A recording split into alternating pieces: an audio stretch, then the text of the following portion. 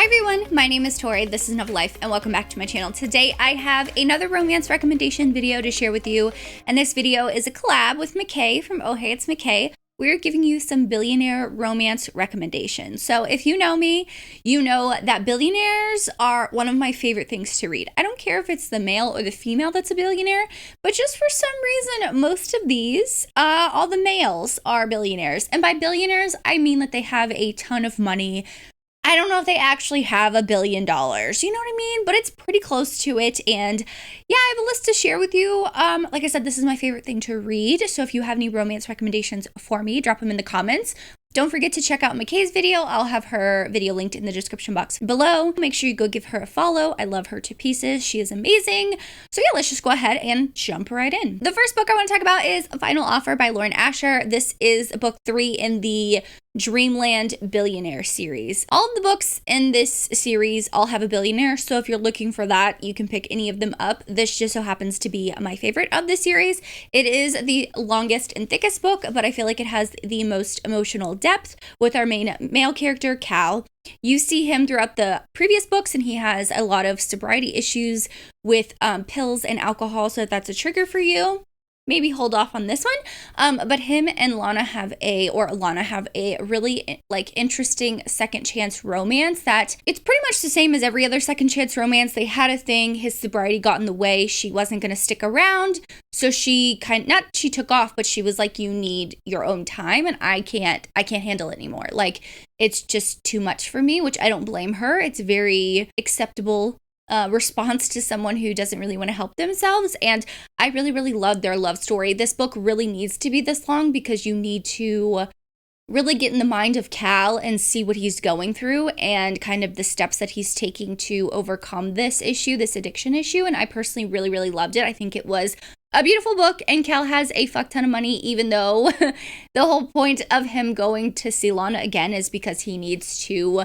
stay in the house, the summer house that he grew up in, because that's what the will that his grandfather left him says, so he can get, I think it's like $24 billion or $54 billion part of the will. It's a lot of money. There's a lot of money being thrown around, and I personally love it. Like I said, this series is all billionaires, but this is the newest release by Lauren Asher, and I really enjoyed this one. The next book I have is Forever After All by Katharina Mara. This is I'm pretty sure he's a billionaire. If not, he's a millionaire, and it's just a lot of money being thrown around. It's one of my favorite things, and I love this second chance romance. Wow. I mean, to be fair, it's not really second chance. They didn't have a romance previously, but he has known, our main male character, Alexander, has known our female character, Elena, when she was younger. His younger brother was her best friend, and they kind of have this moment you see at the beginning of the book at a rooftop bar.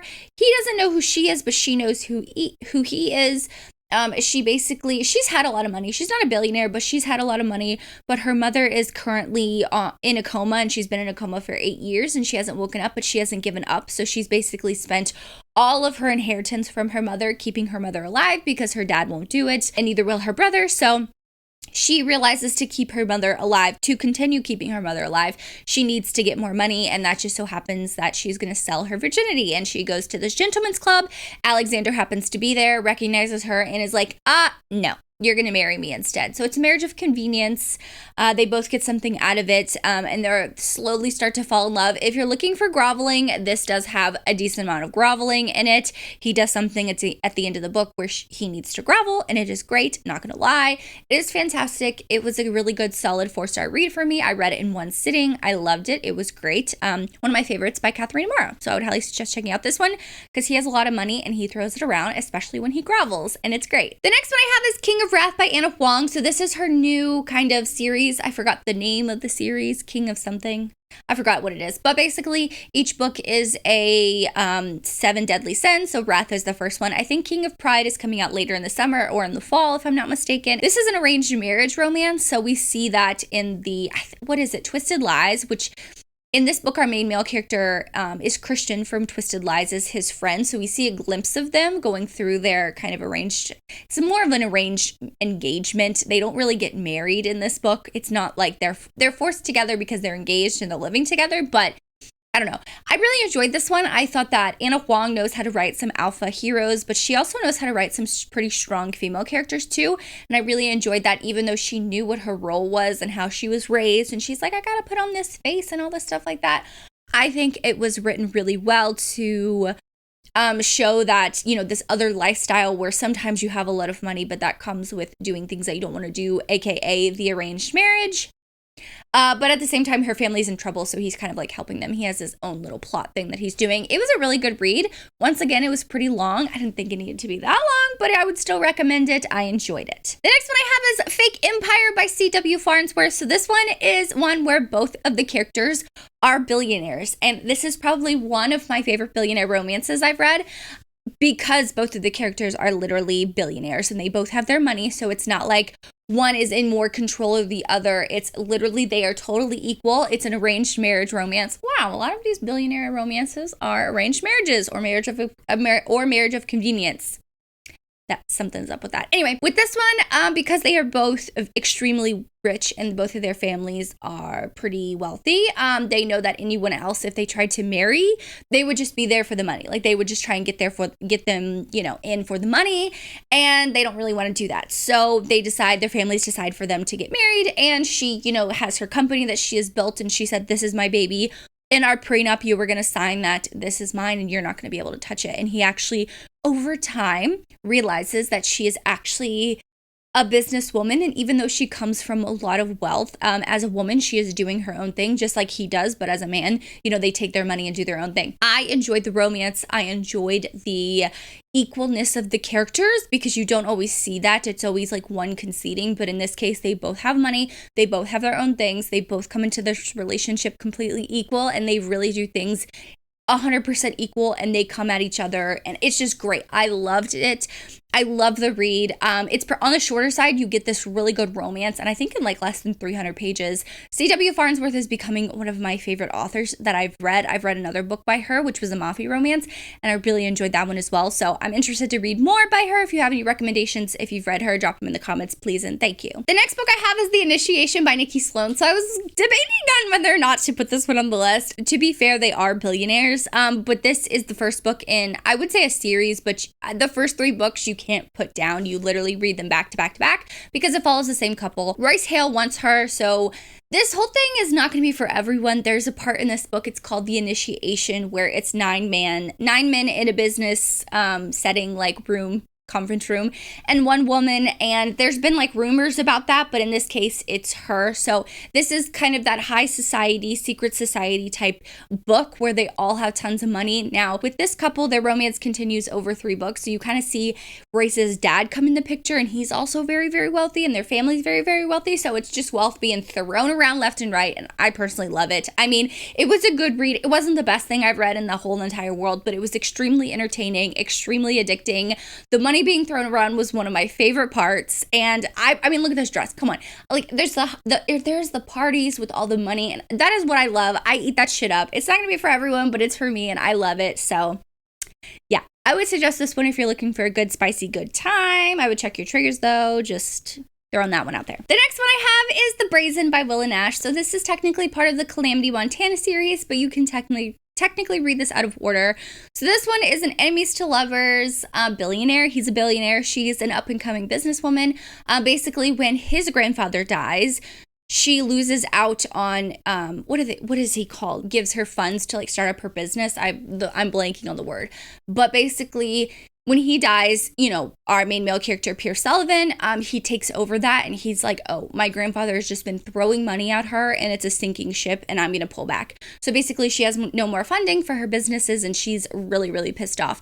So at the beginning, they very much, it's not even enemies to lovers, it's hate to love. They are screaming at each other on the streets, and she is not having it, let me just tell you. And I really enjoyed it because while he does have a lot of money, and he knows how to spend it, he has this like extravagant mountain house that they go up to where they're forced together because a snowstorm kind of locks them in for reasons. And I loved it so much. He's a billionaire, but it's in the not so flashy way, but it's in like a small town way. So it's like he has to tone down everything because he's in a small town. I really loved it. Pierce Sullivan is absolute perfection. He's one of my favorite main male characters, one of my favorite billionaires. I love him so much. There's a twist in this book that I don't want to say, but it's so good. So good. Loved him. Love this one. Love them. I wasn't going to put this one on there, but as a whole, the 4-book series is worth it. Obviously, The Wolf Hotel is run by Henry Wolf, or is it Harry Wolf? Henry? I think his name is Henry. I read this when we did a read along, all 5 of us, all 5 of my friends here on BookTube, we did a read along and it was really, really fun. I enjoyed it. It was a spicy, good time. He owns this kind of like resort hotel in Alaska. She comes to start her new life there after running away from her small town when she finds her, I think her fiance, or they're supposed to get engaged with another woman, so she runs away from that. She's starting over. She's learning who she is. She's learning what she wants in and out of the bedroom, and it's actually really, I thought the character growth with her was really, really good. Him, not so much. He had a little bit of character growth, but he owns a hotel. They take private jets literally across the world, and it's fantastic, and I personally loved it. It was a good time, so if you're looking for a spicy good time, kind of like The Initiation, check out this series. The next book I want to mention is Hush Hush by Lucia Franco. I loved this book. So I don't necessarily think he is a billionaire in this book, but he has a lot of money, and I'm counting it because I love this. I think that this age gap is, I think it's 31 years if I'm not mistaken. Like, I'm not even joking. It's 31 years. It's the biggest age gap. But basically our female character, she's struggling in college. Her roommate's like, hey, I have this job for you, but it's very different than anything else you're going to do, but you're going to make a fuck ton of money. She's like, I'll give it a try. Basically, it's kind of an escort service. Men or whoever pays for a night and she gets to do whatever, or they get to do whatever, you know, they want to her. Sometimes it's just taking them out to dinner, want companionship. Sometimes it's in a sexual way. But when James becomes one of her clients, she cannot get him out of her head.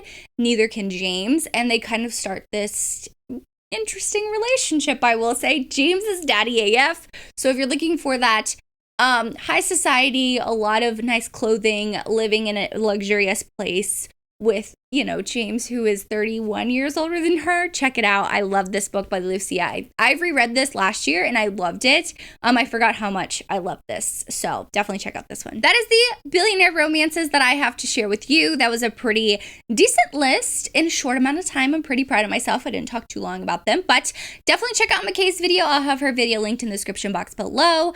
Leave me a money emoji, the money bags or the dollar, the money coin, whatever. Drop it all in the comments because we love a billionaire. Like, who doesn't love a billionaire? You know what I mean? But thank you so much for watching. Make sure you like and subscribe for more content for me. As always, I hope you're living a novel life, and I will see you in my next one.